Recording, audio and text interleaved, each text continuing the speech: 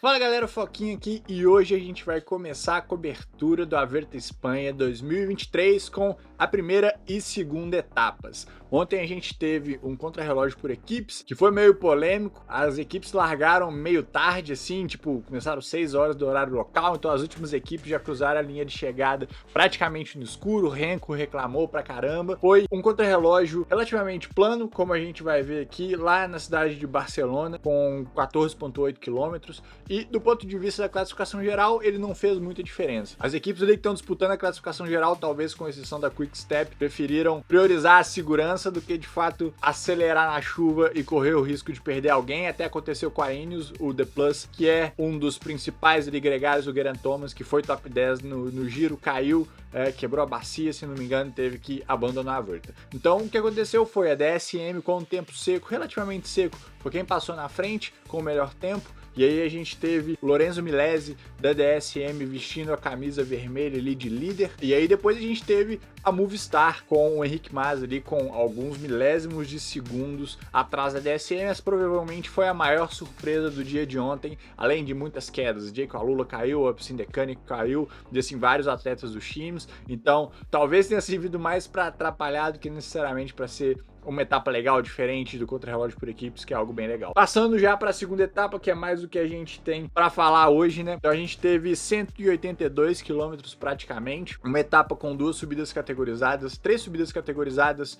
ao total, mas antes do circuitinho ali que eles iam passar dentro da cidade, eles tiveram 2 subidas categorizadas, mas foi uma etapa relativamente tranquila. Por causa da chuva até, a organização decidiu estender a largada neutralizada por mais alguns quilômetros, e eles também pegaram o tempo final da classificação geral, faltando 9 km para a chegada. Então, depois desses 9 km, o que valeu foi o bônus de tempo para quem quisesse pegar. Isso vai fazer com que as equipes que não estão brigando pela geral, elas lutem mais por posição para tentar levar a etapa. Agora as equipes que estão brigando pela geral, Quick Step, Jumbo, Ineos, essas equipes vão tentar chegar na linha dos 9 km ali com segurança, então essa vai ser a linha de chegada para elas. A gente vai ter então uma fuga ali com 5 caras que se formou lá no começo da etapa já, e eles vão abrir ali no máximo 2 minutos, 2 minutos e 20. O importante aqui é que com essa regra dos 9 km, o Piccolo, ele talvez possa assumir a camisa vermelha, ele é o atleta mais bem classificado aí, porque a F-Education ficou em segundo no contrarrelógio por equipes ontem. Enquanto isso, lá no pelotão, a DSM tá controlando, foi tudo muito tranquilo até os 40 km, que ali eles realmente começaram a acelerar para eventualmente pegar a fuga e tentar levar mais uma etapa, né? A DSM aqui tem o Romain Bardet, pode pensar em geral, mas mais provavelmente eles vão atrás de etapas específicas, faz mais sentido para o perfil do time. Só que, como choveu e como tem chovido, a gente vai ver algumas quedas. A primeira delas foi nessa descida aí, não foi uma descida muito longa, foi uma descida para entrar, para chegar ali mais ou menos perto da cidade, nesse sobe e desce que é super normal ali, não tem muito plano na Espanha. E essa queda cortou o pelotão, então esse aqui é o grupo de trás que vai ter ali uns 15 caras que não vai conseguir se reconectar. Só que lá na frente, muito por causa da chuva, as estradas não são tão estreitas, mas também não são tão largas, então a gente vai ter uma briga por posição muito grande aqui.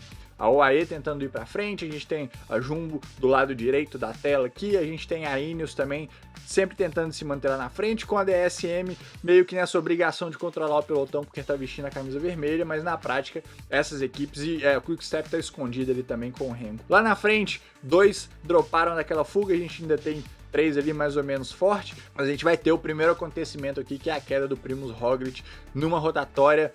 Não deu para entender muito bem se o atleta do lado dele, que é da UAE, perdeu ali o contato, né? Perdeu a roda, caiu e levou o primo. Se eles trombaram roda, que também é uma possibilidade. Mas aí a gente tem a primeira queda e é por isso que as equipes estavam brigando tanto por posicionamento ali. Geralmente essas quedas aí, qualquer queda assim, elas são piores nas 48 horas depois, claro, exceto fraturas, etc. Mas a gente vai ver se isso vai influenciar, vai afetar alguma coisa ali. Às vezes o cara fica meio inflamado, o músculo fica um pouco travado. Mas foi uma queda tranquila, geralmente quando tá molhado faz o slide também, não rala tanto, não machuca tanto, mas sempre tem a queda. E aí a gente vai ver aí um Jumbo-Visma com a ajuda do Renko ali, falando pra galera dar uma tranquilizada. A Movistar tá tentando acelerar, a Quick Step tá ali também, e o Renko tá falando, para com isso, galera, nós não vamos fazer isso não vai acontecer nada aqui, não tem por que a gente acelerar acelerar e aumentar o risco de mais gente cair, inclusive no caso é o Renko. A Ineos também não tem interesse nenhum em acelerar mais, porque aumenta os riscos, inclusive nesse cotovelinho a gente vai ver mais uma queda, o camisa vermelha caiu da DSM, o Santiago Buitrago, só que a DSM não esperou ele não, continuou acelerando, falou, vamos ter que arcar com isso aí, porque eles estão tentando de novo levar a etapa e o Milesi tá aí 4 minutos atrás da frente. Com 8 km, vão buscar a fuga e aí vai começar o posicionamento para as equipes que querem tentar levar a etapa, porque lá atrás o Renko, Jumbo-Visma, tá todo mundo tranquilo, só tentando chegar na final, só cruzar a linha de chegada, porque eles já passaram dos 9 km.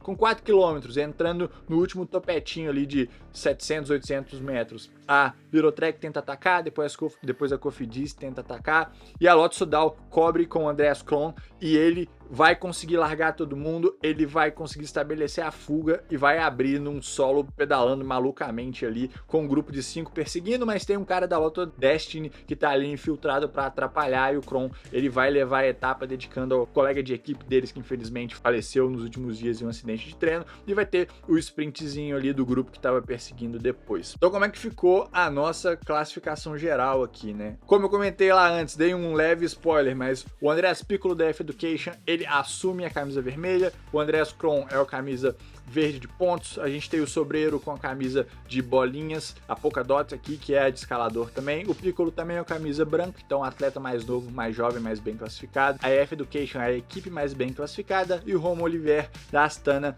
é o atleta mais combativo da etapa. Amanhã, a Vuelta não tá dando mole, eles não estão esperando nada não, então amanhã a gente já vai ter uma chegada ao alto, 158,5 km, a gente vai ter 2 subidas categorizadas, mas se a gente pegar o começo da etapa, eles já começam subindo, então tem 2 subidas ali escondidas, descem, atravessam um pseudo-vale, estão subindo o tempo inteiro, daí eles vão subir, aterrissar amanhã em Andorra, eles vão começar a escalar 1.200 metros de altitude, eles vão chegar a quase 2.000, e aí na subida final a gente tem a subida ali que eles chamam de Arissal-Andorra, ela vai ter 8,3 km de extensão a 7,7 de inclinação média, com alguns trechos ali a 13%, então é uma subida dura. Então é uma subida que a gente já vai ver, muito provavelmente, uma primeira movimentação na classificação geral, numa etapa que é relativamente curta, 160 km por uma grande volta, não é tão dura em termos de distância, mas ela começa em altitude, ela termina mais alto ainda, então provavelmente a gente vai ver Roglic, Vingegaard, a gente vai ver o Renko, Geraint Thomas e a Ineos e outras equipes que estão ali por fora, talvez o Bardet, talvez a G2R, então a gente vai ver uma primeira movimentação na classificação geral, já preparando também para etapa 4. A gente tem uma primeira semana bem dura da Vuelta. Quer continuar acompanhando tudo que acontece na Vuelta Espanha 2023?